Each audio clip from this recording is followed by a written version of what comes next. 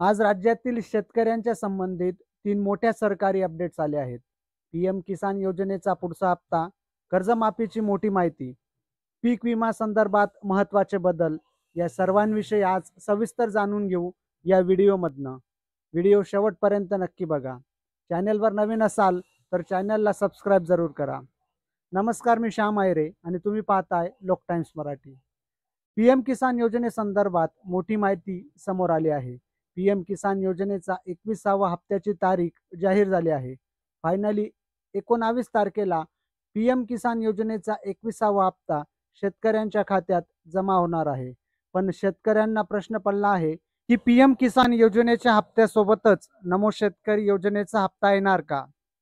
तर मित्रांनो, पीएम किसान योजनेचा 2000 रुपयेचा 21वा हप्ता 19 नोव्हेंबर रोजी सकाळी 11 वाजता देशाचे पंतप्रधान नरेंद्र मोदी यांच्या हस्ते राज्यातील 93,66,000 शेतकऱ्यांना वितरित करण्यात येणार आहे. हा हप्ता येण्यासाठी अजून 4 दिवस बाकी आहेत. तुमच्याकडे फार्मर्स आयडी असेल तरच तुम्हाला पीएम किसान योजना आणि नमो शेतकरी योजनेचा हप्ता येऊ शकतो. ज्या शेतकऱ्यांकडे फार्मर्स आयडी नसेल त्या शेतकऱ्यांना या योजनेचा लाभ घेता येणार नाही. त्यामुळे लवकरात लवकर फार्मर्स आयडी काढून घ्या आणि ज्यांच्याबरोबर अजून काही महत्त्वाच्या गोष्टी तुम्हाला करायच्या आहेत, तर तुमचे लँड सीडिंग नो असेल तर ते येस करणं गरजेचं आहे. आधारला बँक लिंक नसेल तर ती लिंक करणं ही गरजेचं आहे.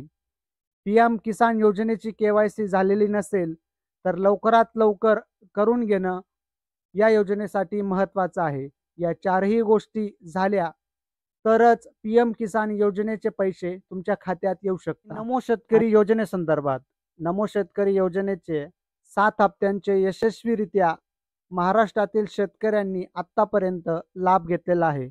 परंतु नमो शेतकरीच्या 8व्या हप्त्याची तारीख अजून डिक्लेअर झालेली नाही आणि नमो शेतकरी योजनेसाठी राज्य सरकारला जो निधी लागणार आहे तो निधी अजून राज्य सरकारने मंजूर केलेला नाही. मात्र मागच्या हप्त्याप्रमाणेच राज्य सरकार या 4 दिवसात निधी मंजूर करून पीएम किसान योजना आणि नमो शेतकरी योजना या दोन्ही योजनेचे हप्ते एकत्र टाकण्याचं वर्तवलं जात आहे. मात्र नमो शेतकरी योजनेसंदर्भात अजून कुठलीही अधिकृत माहिती समोर आलेली नाहीये. दुसरं, कर्जमाफी संदर्भात, तर कर्जमाफीची तारीख मागेच मुख्यमंत्र्यांनी डिक्लेअर केली होती. तर या संदर्भात राज्य स्तरावर प्रस्ताव, तांत्रिक समितींचे अहवाल आणि बँकांचे समन्वय राज्यात सुरू झालेली आहे.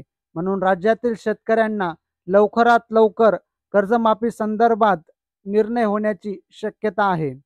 आणि पीक विमा संदर्भात नवीन अपडेट आलेले आहे. नुकसान झालेल्या पिकाची नोंद 72 तासात नोंदवावी लागेल. कृषी कार्यालय, ग्रामसेवक, तलाठी किंवा ऑनलाईन. तर मित्रांनो, ही माहिती तुम्हाला उपयोगी वाटली असेल तर व्हिडिओला लाईक करा आणि जास्तीत जास्त शेतकरी बांधवांपर्यंत शेअर करा, जेणेकरून त्यांनाही या माहितीचा फायदा होऊ शकतो.